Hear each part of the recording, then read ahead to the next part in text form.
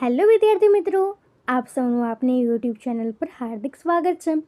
તો આજે હું તમારા માટે લઈને આવી ગઈ છું ધોરણ 11 વિષય English unit 1 read 3 the secret of મશીન્સના કોમ્પ્રિહેન્શનના તમામ પ્રશ્નોના ઉત્તરોની સમજૂતી, તે પણ આપણી નવી બુક પ્રમાણે. તે પહેલાં તમે જો રીડ 1 અને રીડ 2ના કોમ્પ્રિહેન્શનના વિડીયો ન જોયા હોય તો તે જરૂરથી જોઈ લેજો અને આપણી ચેનલને લાઇક શેર અને સબસ્ક્રાઈબ જરૂરથી કરી દેજો. તો ચાલો આપણે આ તમામ પ્રશ્નોના ઉત્તરોની સમજૂતી મેળવીએ. તો અહીં આપણું ફર્સ્ટ ક્વેશ્ચન છે, form 4 groups and discuss the following points and prepare list. 4 જણનું ગ્રુપ બનાવો, નીચે આપણને કેટલાક પોઈન્ટ્સ આપ્યા છે તેના વિશે ડિસ્કસ કરો અને એક લિસ્ટ બનાવો. Then a reporter from each group will share the list with the class. અને દરેક ગ્રુપમાંથી એક રિપોર્ટર આ લિસ્ટને આખા ક્લાસમાં સાથે શેર કરશે. તો આ પ્રવૃત્તિ તમારે તમારા વર્ગખંડમાં કરવાની છે. તો અહીં આપણને પોઈન્ટ્સ આપીએ છે, list the machines around you and say how they make your life easier. Second, have you ever felt crippled in the absence of any machine or gadget? Talk about one such experience. Third, list some incidents where mishandling of machines has created disasters. અને last, can machines replace human beings? Why? તો તમે આ જે points છે તેનાથી એક list બનાવશો અને તેને તમારા વર્ગખંડમાં શેર કરશો. તો હવે એના પછીનો આપણો સેકન્ડ ક્વેશ્ચન છે, give another title two the poem. આ પોએમને આપણે બીજું ટાઇટલ આપવાનું છે.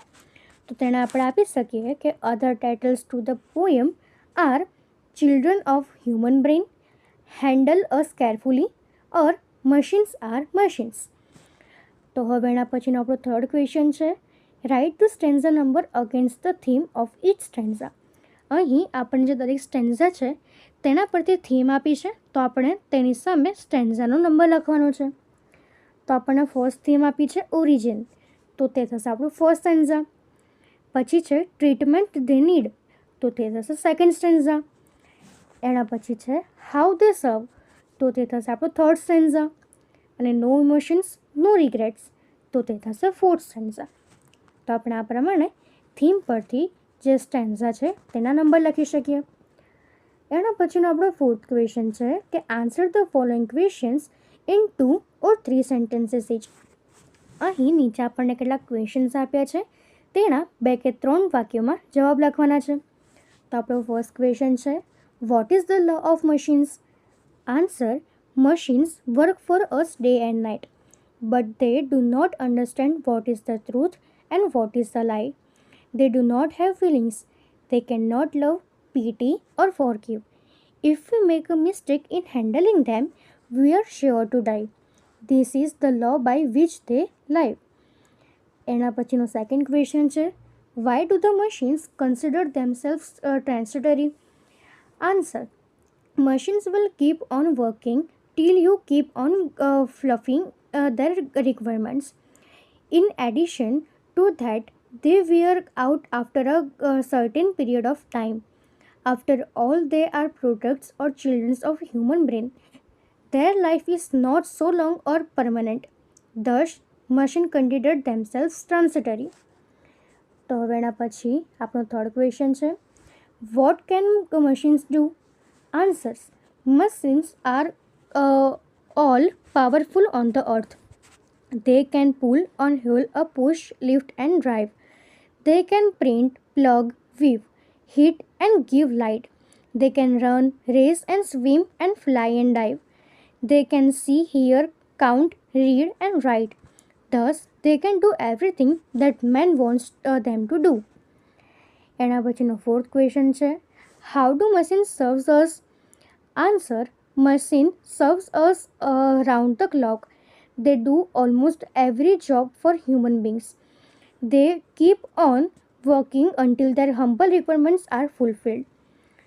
એના પછી ફિફ્થ છે, how do machines differ from human blocks? તો એના આન્સર થશે કે machines are animated things. They have their own law to live by. They cannot understand a lie.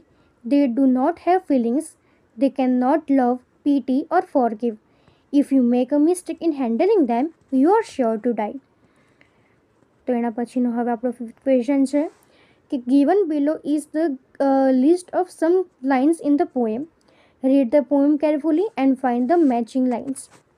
તો અહીં નીચે આપણને કેટલાક જે લાઇન્સ આપી છે તે આપણા પોએમમાંથી લીધેલી લાઇન છે.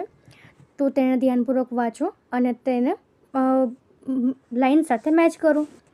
તો આપણું ફર્સ્ટ છે be careful when you work with machines, but remember, please the law by which we live. Second, we don't need to take a lot of efforts to run and maintain machines. Some water, coal and oil is all we ask, and 1,000 of an inch to give us play. And now if you will set us to our task, we will serve you 4 and 20 hours a day. Third છે after all, we are man-made objects. We are nothing more than children of your brain. Fourth છે we can do multiple jobs very easily. We can pull and haul and push and lift and drive. We can print and plug and weave and heat and light. We can run and race and swim and climb and dive. We can see and hear and count and read and write. તો હવે એના પછીનો 6th question છે find the most appropriate option. અહીં નીચે આપણને કેટલાક questions આપ્યા છે, તેના માટે જે સાચો ઓપ્શન છે તે ટિક માર્ક કરવાનું છે. તો એમાં આપણું ફર્સ્ટ છે કે ધીસ પોયમ ઇઝ અબાઉટ, તો તેનો ઓપ્શન થશે C our dependence on machines. એના પછી સેકન્ડ છે કે મશીન્સ કન્સિડર ધેમસેલ્વ્સ, તો તે થશે ઓપ્શન ડી ઇન્ફેરિયર ટુ હ્યુમન બીંગ્સ. એના પછી થર્ડ છે કે મશીન્સ વાર્મ અસ અગેન્સ્ટ, તો તેનો ઓપ્શન થશે બી મિસહેન્ડલિંગ. તો આપણે આ પ્રમાણે એના આન્સર લખી શકીએ છીએ. તો અહીં આપણા કોમ્પ્રિહેન્શનના તમામ ક્વેશ્ચનના આન્સર પૂર્ણ થાય છે. જો આમાં કોઈ પણ તમને ડાઉટ હોય તો તમે તે કોમેન્ટ સેક્શનમાં જરૂરથી જણાવી શકો છો. અને આપણી ચેનલને લાઇક, શેર અને સબસ્ક્રાઈબ જરૂરથી કરી દેજો. Thank you.